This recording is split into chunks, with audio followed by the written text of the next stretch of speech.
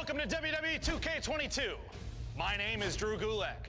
You know me as a technical genius in the ring, but what you may not know is that I'm also a genius when it comes to training WWE superstars.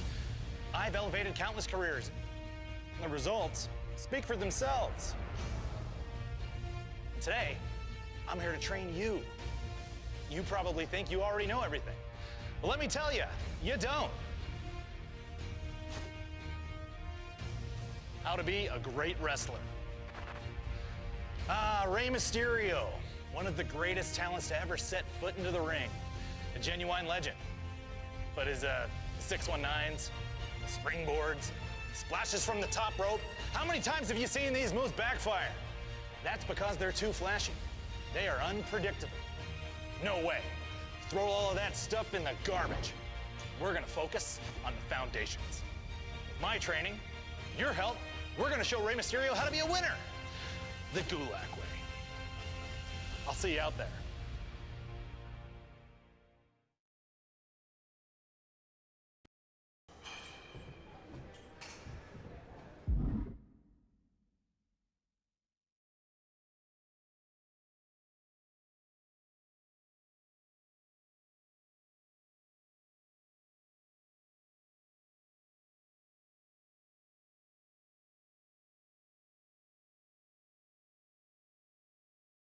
The key to any wrestler's success is strong fundamentals.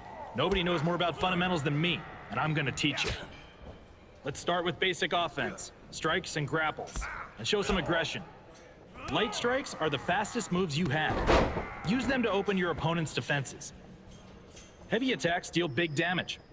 Capitalize on openings with a big, heavy strike. Grappling is the most important skill for any wrestler. Use it to control space and reposition your opponent.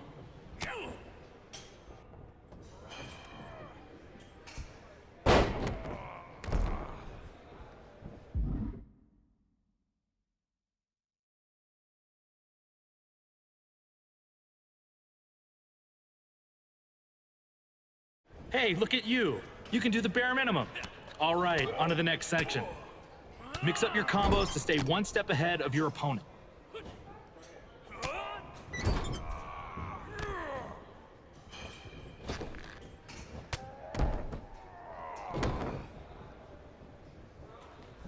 You will learn this one way or another.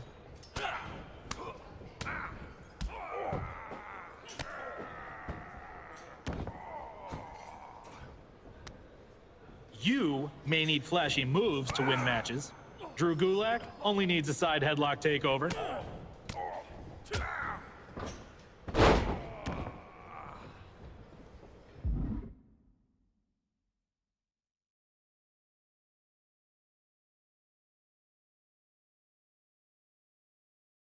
Let's see your form on defense. After you block a strike, try hitting your opponent with a light attack to gain the advantage. Sometimes the best defense is just getting out of the way. Dodge an incoming attack to gain a positional advantage.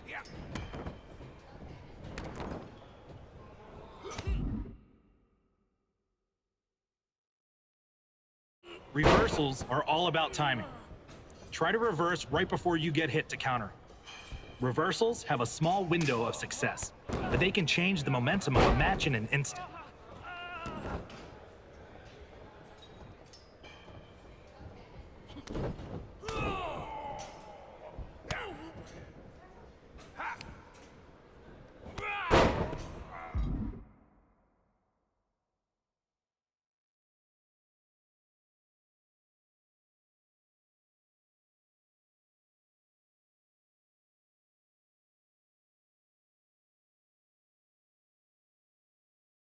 I guess you can still teach an old dog new tricks, huh? Even a very, very old dog like you. If you're on defense in a combo or grab, press the same attack button as your opponent to counter the move. You can block strikes, but not grabs. Try to guess which one your opponent will use next.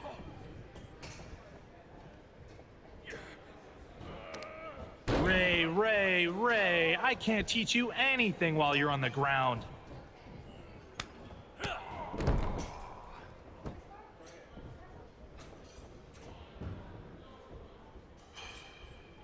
You might not be able to lift bigger opponents.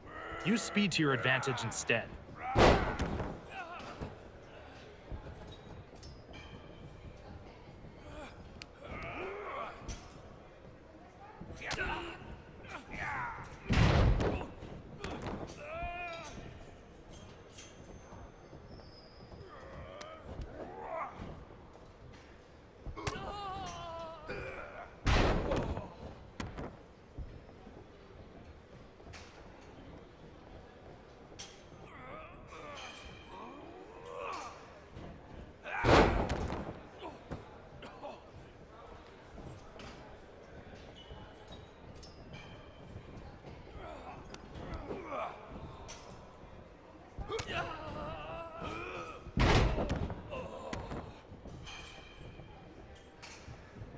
Usually, heavy strikes knock your opponent down.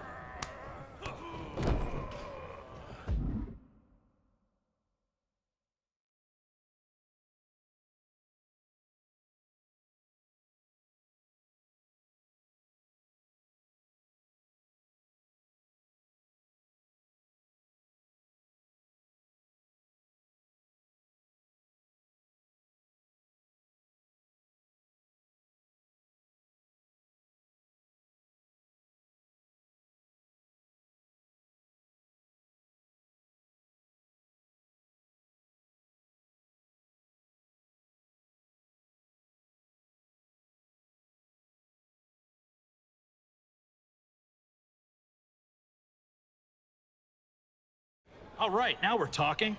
Now that you know the basics, let's simulate a real match.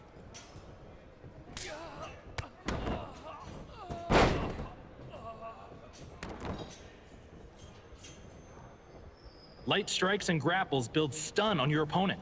If their stun meter fills completely, they can't counter your attacks. You've got a full finisher meter, which means you have access to your best move. Maybe something tasteful, like an armbar.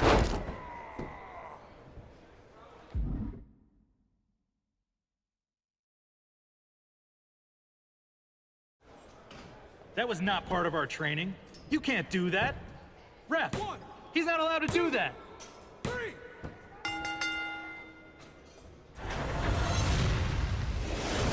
Here is your winner, Rey Mysterio! I know you're a legend, but now that you're working with Drew Gulak, imagine the heights you'll reach. Coming to me was the best decision you ever made.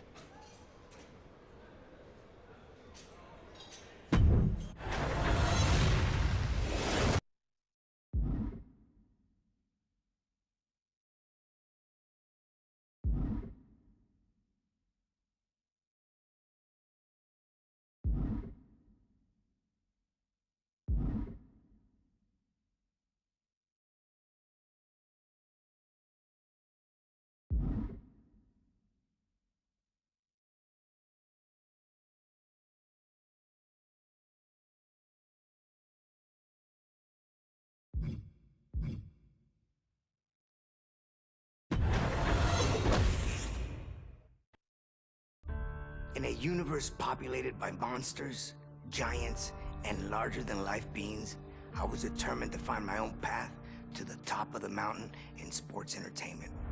I wasn't gifted with superhuman size or strength, but I did have an insatiable thirst to learn, the physical gifts to take to the air, and an uncle who was more than happy to give me the tools needed to become one of the greatest competitors to ever lace up a pair of boots. Starting my career in Mexico, I'd be known first as La Lagartija Verde, which means the green lizard, and Colibri, hummingbird. Still a teenager, I would eventually earn the highest honor from my uncle, as I was officially crowned Rey Mysterio Jr. I would take everything I had learned from my uncle and make it all my own. I would bring Lucha Libre to the world stage. I would make cruiserweights as popular as our heavyweight counterparts, and I would prove that a cruiserweight could win it all, as long as they were given the opportunity. I would arrive in America, first stopping in ECW, before garnering the attention from the top people at WCW, who quickly signed me to a contract. With my foot in the door, it was just a matter of time before I took over the world of sports entertainment. Every step, a battle. Every opponent, a new face who felt they were superior to me. Every match, giving me a new objective to strive to meet. Should I try to weaken their legs? Throw all of my aerial techniques at them? Maybe surprise them with some defensive lucha libre? Take it to the outside? Show off my newest move? By the time I got to the ring, I always had a little mental list of things I wanted to try in order to win. And with every victory, I got another reminder that the best was yet to come. After winning WCW's Cruiserweight Championship, Cruiserweight Tag Team Championship, and the World Tag Team Championship, I would finally head to WWE to further build my legacy. In the near 20 years since I debuted in WWE, I have become known as, quite simply, the greatest luchador in sports entertainment history, the greatest mass superstar of all time. Rey is the king, having competed against every big name possible and having defeated nearly everyone that stepped in my way. Not every road is paved with gold, and mine was no different. But even when the road gets challenging, there's always opportunity. The opportunity to learn from mistakes, to grow as a competitor, and to get better. I may not have had my hand raised every time out, but there's never been a time where I didn't leave the ring better than when I entered.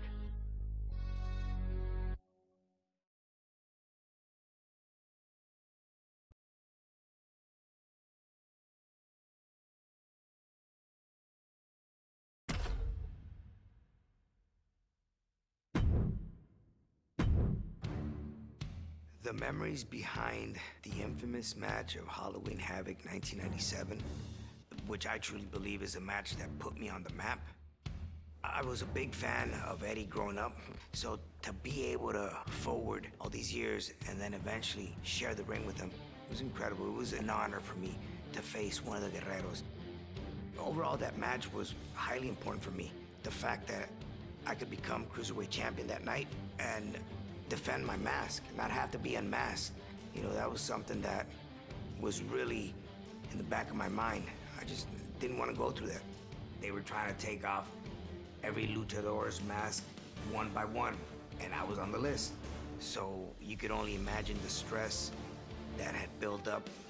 And for us luchadores, it's a very prized possession. You know, this is something that I've carried since 1992. We both know, Eddie and I, what the mask means to us that carry it. So he knew what was at stake. I would never give him the satisfaction of taking my mask. Never.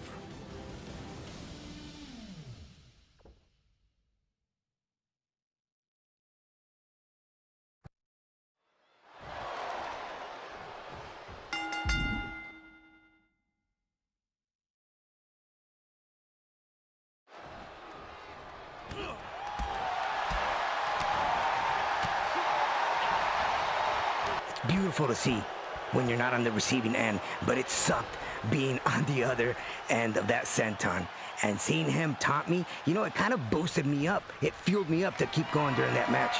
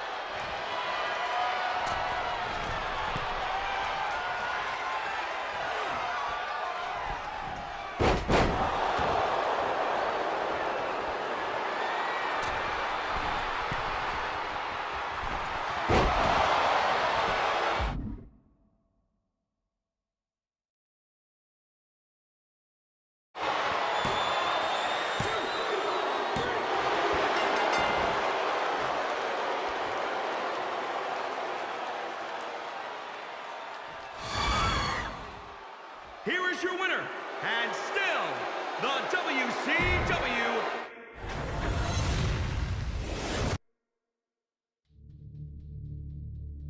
I've sat and watched that match. I actually watched it not too long ago with my son Dominic. And it's a match that I still learn from. And, you know, it's a match that doesn't get old. I truly believe that if there was no Eddie Guerrero, my career would have gone a different direction. 8 years after our epic Halloween Havoc clash, Eddie and I were on better terms, but still found ourselves unable to resist the friendly competition in WWE. Holding the WWE Tag Team Championships only drove us to wonder who the better man on the team was. We both held victories over the other, but the chance to meet at the showcase of the Immortals, WrestleMania, was something we couldn't pass up. For the first time ever, two tag team champions would go one-on-one at the grandest stage of them all. We both knew what this match meant to the other, and it's what made it so fun to go out there and try to take the glory for ourselves. With no hard feelings, of course.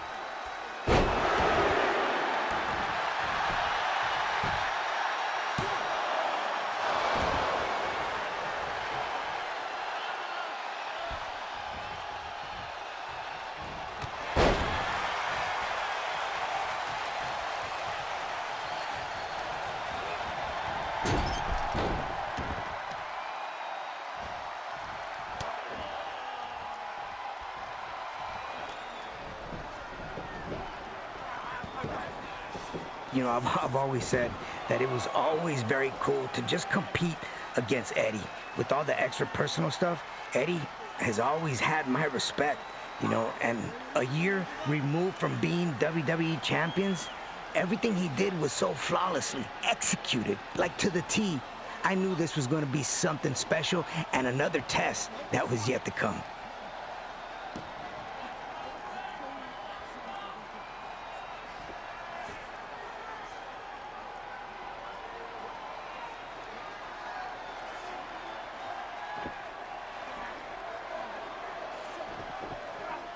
Just when you start feeling comfortable, things get out of control and no longer technical. Now, that was Eddie. Eddie made you feel so comfortable, and once you least expected it, there you go, over the top rope. He'd take you out of your comfort zone. I take this back to Halloween Havoc. I try to get fancy with him. He pulled me off the apron immediately. So this time, I made sure I ended up on top in the ring when I wanted to show off for a quick second. Live and learn, correct?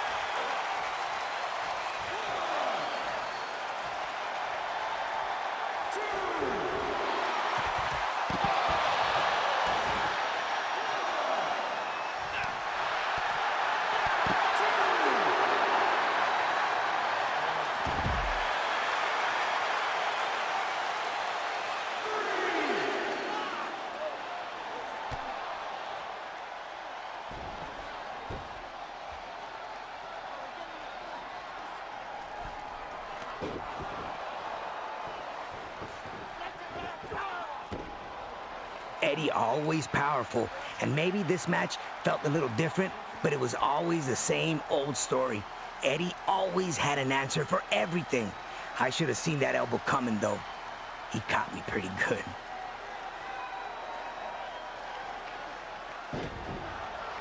Eddie started to get into that flow right here. I needed to make sure that I didn't let him come through with this.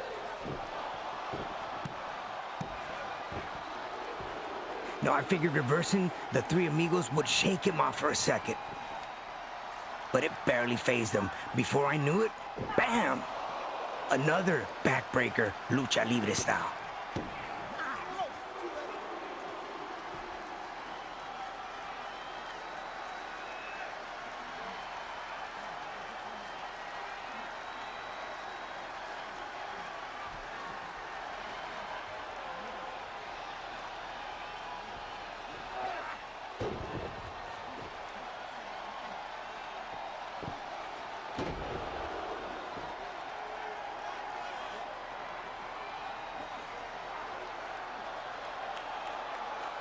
I honestly thought that escaping the Three Amigos for a second was my chance.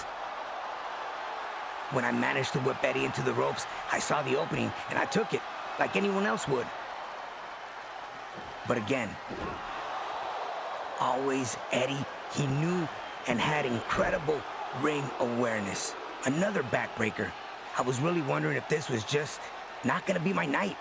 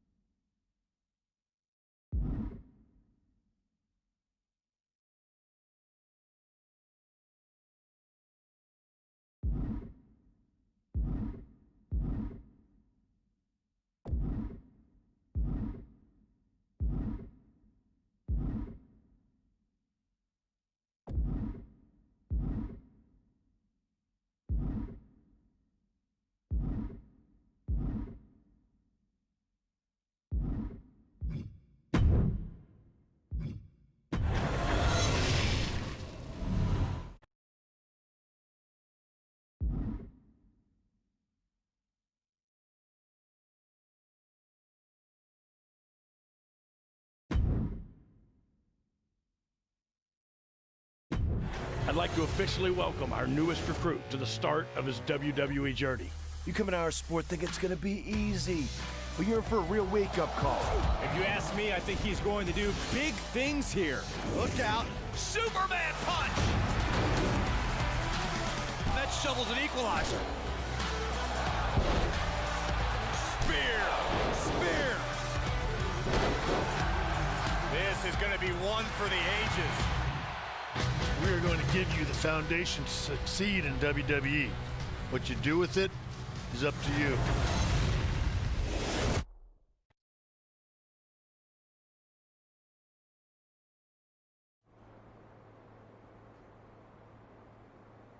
So this is it. Day one of training at the WWE Performance Center. As you can see, it looks like everyone heard I was coming and decided they'd be better off staying home. This is cool, but there's no way my journey ends here. I'm going to WWE and then straight to the top, where I make sure that— What are you doing? You're an hour and a half early for your orientation. I was just checking out the facility. There'll be plenty of time for that later. How did you even get in here? Guy up front let me in. Oh, big guy with the mustache? Kinda sweaty? Yup. Well, that's Todd's final strike. Hope he enjoys early retirement.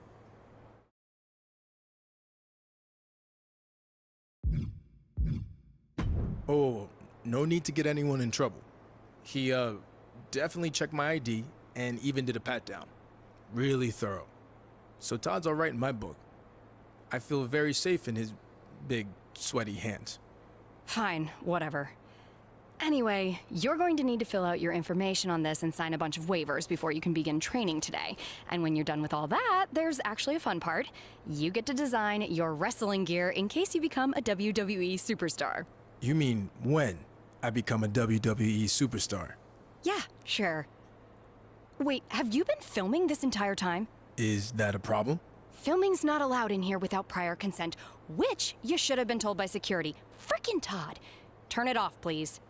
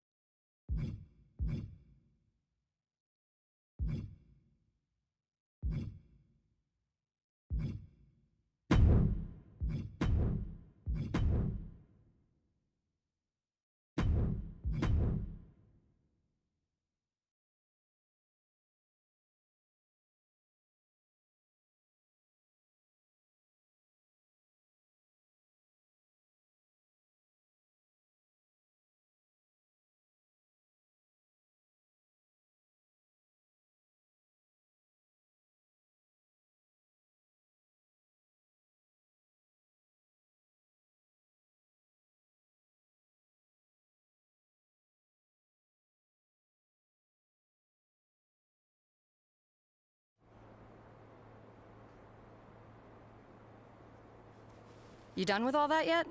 Just finished. It takes time to design a look like that. I've seen worse. So now what? Should I go wait at the front desk with you until it's time to start? Front desk? What do you think I do here? I'm Corey Klein, head recruiter and occasional babysitter of people who don't follow instructions and show up way earlier than they're supposed to. Oh, that Corey. I guess when we were emailing, I just saw your name and assumed that... You know what? It's nice to meet you in person finally. Go get changed. Then head over to the gym. The other trainees who started last week should be showing up soon.